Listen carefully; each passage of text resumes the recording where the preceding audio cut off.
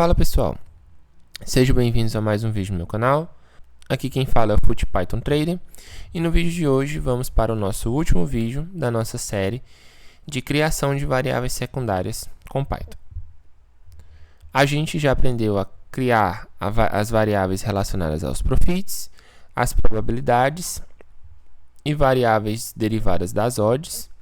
No nosso último vídeo a gente aprendeu a criar variáveis de desempenho e hoje a gente vai trabalhar com variáveis de desempenho ponderadas pela odd. Essas variáveis, elas levam em consideração o peso das odds, ou seja, as probabilidades implícitas de vitória, derrota ou empate, para ajustar o impacto do desempenho de um time.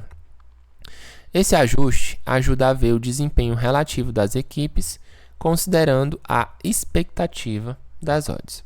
Então vamos para a nossa primeira variável, que é a média do saldo de gols de uma equipe, ajustado com base na probabilidade de vitória atribuída pelo mercado, que é a média de saldo de gols ponderado pela probabilidade do time. Aqui, o saldo de gols de uma equipe é ajustado com base na probabilidade de vitória para ela mesma, atribuído pela casa de aposta. Então, o que a gente vai fazer? Para calcular o saldo de gols ponderado, eu vou dividir o saldo de gols do time da casa e do visitante pela probabilidade implícita de vitória. PH para o time da casa e PA para o time visitante. Esse ajuste mostra o desempenho real relativo às expectativas.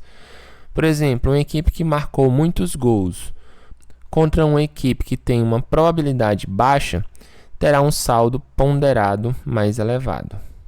Depois que a gente calcula o saldo de gols ponderado, a gente vai calcular a média.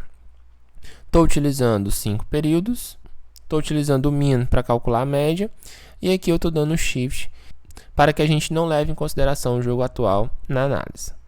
Da mesma forma, calculo o desvio padrão com 5 períodos, Shift para não levar em consideração o jogo atual, e depois calculo o coeficiente de variação. Então, estou calculando a média e o desvio padrão do saldo ponderado dos últimos jogos. O desvio padrão mede a consistência do saldo de gols ponderado, enquanto o coeficiente de variação mostra a regularidade no desempenho relativo ao esperado. Depois, a gente vai calcular a média de saldo de gols ponderado pela probabilidade do adversário. Essa métrica ajusta o saldo de gols com base na probabilidade do adversário vencer, oferecendo uma visão sobre o desempenho relativo a um adversário forte ou fraco. Então, como é que eu faço isso? Eu estou calculando o saldo de gols e estou ajustando pela probabilidade do adversário vencer. Probabilidade do away quando eu estou analisando o time da casa e probabilidade do home quando eu estou analisando o visitante. Isso permite ver como o time se saiu em jogos onde enfrentou equipes consideradas mais ou menos fortes. Depois eu vou calcular a média com a janela móvel de 5 períodos, dando Shift para não levar em conta o jogo atual.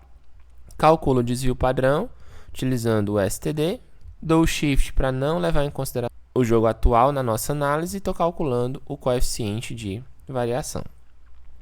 Então, a média reflete o desempenho ponderado médio dos últimos jogos e o desvio padrão indica a variação desse desempenho. O coeficiente de variação ajuda a entender a regularidade do desempenho relativo, considerando o nível do adversário. Então, eu vou executar essas duas células que eu não executei.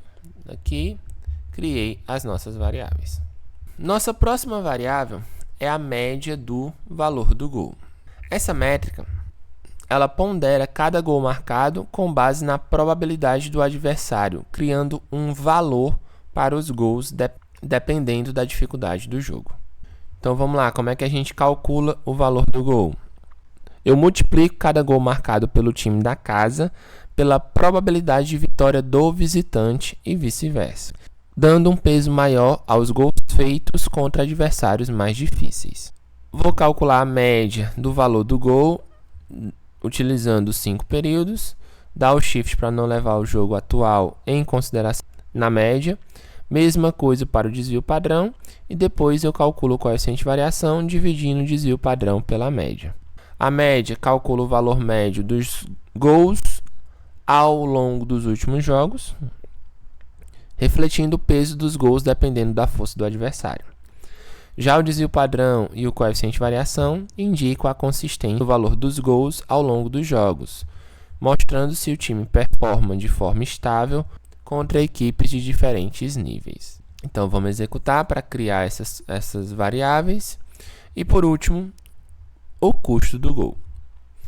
A gente tem duas versões do custo do gol. O custo do gol 1.0 e o custo do gol 2.0.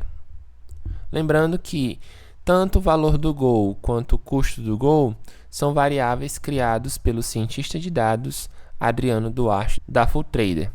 São variáveis bastante conhecidas na comunidade de apostas esportivas.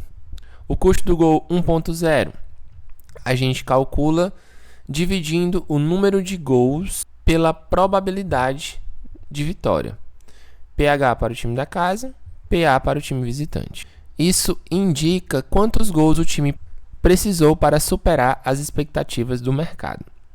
Quanto maior o custo, menor o impacto relativo dos gols. Já o custo do gol 2.0, usa-se uma média entre o número de gols e a probabilidade de vitória, oferecendo uma medida ponderada que considera tanto a quantidade de gols quanto a expectativa inicial para aquele jogo. Para ambos, eu calculo a média, 5 períodos, shift para não levar em consideração o jogo atual, desvio padrão também 5 períodos, shift para não levar em conta o jogo atual, e calculo o coeficiente de variação. Custo do gol 2.0, mesma coisa para a média, e mesma coisa para o desvio padrão, e mesma coisa para o coeficiente de variação. Então, a média dos últimos jogos indica o custo médio dos gols, tanto 1.0 quanto 2.0. E aí a gente também tem o desvio padrão, que mede a variação desse custo, e o coeficiente de variação indica a estabilidade no impacto dos gols. Valores mais altos de coeficiente de variação sugerem que o impacto dos gols é inconsistente entre os jogos, enquanto valores menores sugerem uma regularidade. Então vamos executar essas duas linhas, essas duas células, e vamos apresentar o nosso data frame. Então esse é o nosso data frame final.